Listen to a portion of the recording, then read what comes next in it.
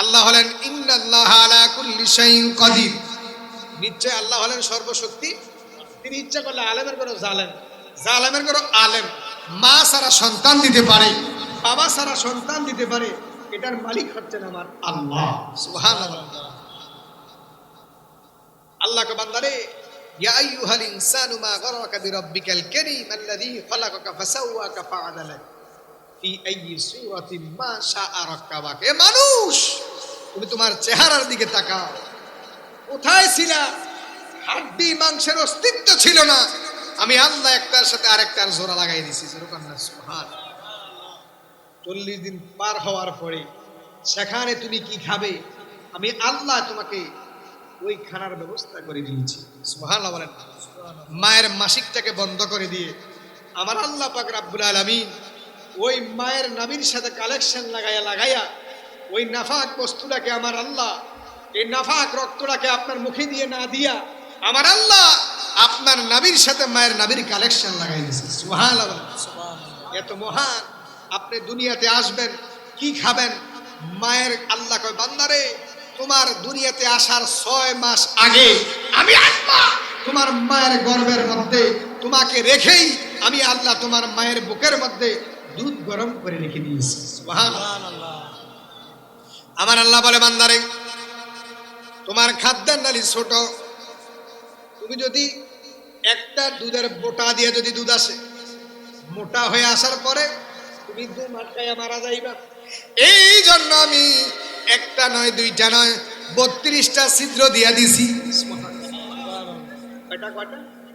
32টা ছিদ্র দিয়ে আস্তে আস্তে দুধ আসতেছে আর আমি খাইতেছি। আল্লাহকে বান্দারে তোমার আমি কিভাবে খাওয়াবো? তুমি যখন কান্দো, তোমার ভাষা কেউ বুঝে না, ওয়াও ওয়াও করো, আমি আল্লাহ পাক রব্বুল আলামিন তোমার মায়ের অন্তরের মধ্যে এমন একটা ফিলিংস তৈরি করে দিয়েছি, তোমার মা বুঝতে পারবে তুমি কাঁদতে দেরি, তোমার মা দুধ দিয়ে যায়, তোমার দুধ খাওয়াইতে দেরি নাই। সুবহানাল্লাহ। রাত্রে প্রস্তাব করে দিছো, ঘুমাইতে পারে নাই, মায়ের গর্ভের থেকে আপনি যখন লড়াচড়া করবেন মা ঘুমাইতে পারে নাই। আমার আল্লাহ কত মহান, ওই মায়ের সারা রাত্রে ইবাদত করলে যে সওয়াব আমার আল্লাহ পাক রব্বুল আলামিন ওই মহিলার আমলনামার মধ্যে ওই পরিমাণ সওয়াব দিয়ে দিয়েছে। আল্লাহ কত মহান। আপনাকে আল্লাহ বলেন, আলাম নাজআল লাহু আইনাইনি ওয়া লিসানা ওয়া শাফাতাইন। বান্দারে তোরে 2টা ঠোঁট দিলাম, 2টা চক্ষু দিলাম, একটা জিহ্বা দিলাম, কত সুন্দর নিয়ামত দিলাম রে বান্দা।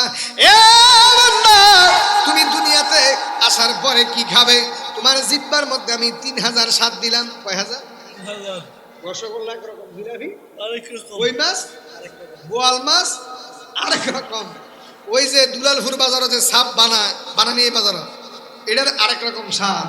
এই স্বাদ দিয়েছেন, কথা বলেন, স্বাদ দিয়েছেন আল্লাহ। আল্লাহকে বান্দারে তোমার মাথার ব্রেনের মধ্যে আমি আল্লাহ এমন সূক্ষ্ম সূক্ষ্ম সুতার মতো নালী দিয়েছি, তোমার সামনে সাপ দাঁড়াইছে, তুমি কি ফিরে দিবা না দৌড় দিবা? সেকেন্ডের ভিতরে, প্রত্যেক সেকেন্ডে 70 মাইল বেগে আমি আল্লাহ তোমার ব্রেনের আর তোমার শরীরের মধ্যে এমন ইয়া দিয়া দিছি রে বাবা, ওই তোমার চিন্তা থিওরি থাকবে যে আমার এই জায়গার মধ্যে সাপ আছে, আমি কি দৌড়তে মুলা নাড়ি দিয়ে ফিরে দেব?